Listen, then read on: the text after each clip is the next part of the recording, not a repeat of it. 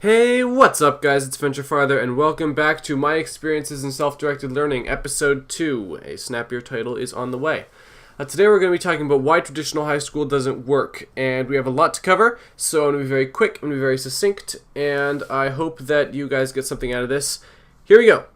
So I'm going to start with a story, and this is a story from when I was at public high school last year, and basically it was me and three friends. Not good friends, of course, just school friends, sitting at a table at lunch, and we were talking about what we wanted our lives to be like. One girl's response was that she wanted to go to a good college and get a high-paying job, and that was it.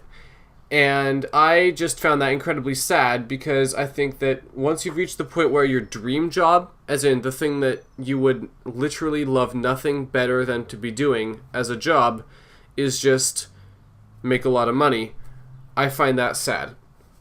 So, and I think, and that's not certainly the girl's fault completely, because she'd been in the public school system since, probably first grade. I don't know much about her history. We're not still in contact, but the point is that it's not a good thing. It's not good when you've been through the system until ninth grade and you're thinking, okay, the best thing that I can be in the world is someone who has a lot of money. And I think that stems a lot from the school's competitive and career-driven atmosphere, which basically means that the entire school was founded around getting kids into good colleges. That was the entire thing. And I think that that is especially sad because that gets rid of the experience of high school. And some people might say that that is the experience of high school, but I think that the experience of high school should be an experience in and of itself. It shouldn't be just preparing for college, because then you miss out on the actual high school itself, which, knowing what I know about high school, may not be the worst thing in the world, but that's a topic for another day. And of course, as you can understand, that's not healthy for education. If you need me to explain why, here we go. So basically, I'm going to just relate this to social Darwinism, which, if you're not familiar, is the survival of the fittest concept, etc., etc. It's basically what we base the entire ridiculous thing that is professional sports and other stuff like that around. So basically, but that's not the only model. That's not, and actually that's not a model that we see often in nature. There's another model called the cooperative model, or it's not actually called that, but it's a pretty good name for it. So basically, what the cooperative model is it's nature. I mean, they've done studies on wolves, and generally when you think about wolves, you think of like the alpha wolf and the competition and stuff like that, and then there's that whole idiotic alpha male thing and stuff like that. But really wolves don't actually compete in nature. They generally cooperate and work together to make sure that everyone in the pack is fed and warm and stuff like that, etc. So there's really actually almost no competition in nature. There's mostly cooperation, such as ecosystems, where everything works together to keep the system supported.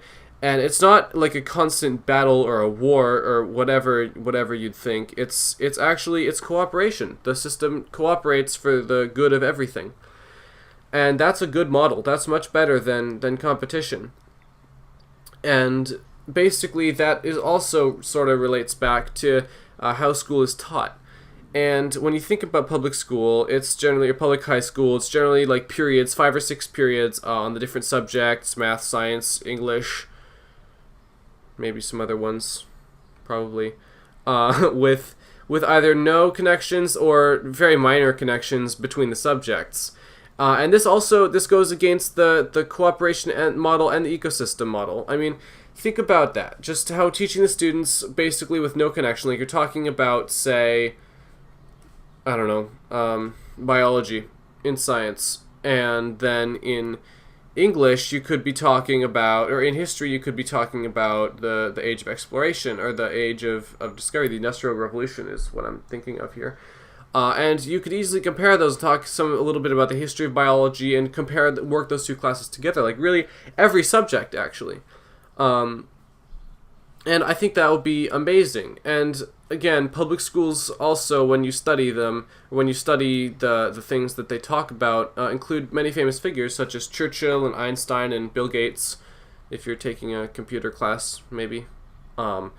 So the people, actually the reason I chose those people, that was strategic, is they were all extremely successful, it's hard to argue with that, while not doing well in school. And what the public school doesn't understand is the reason behind that. And I mean, let's take Einstein as an example.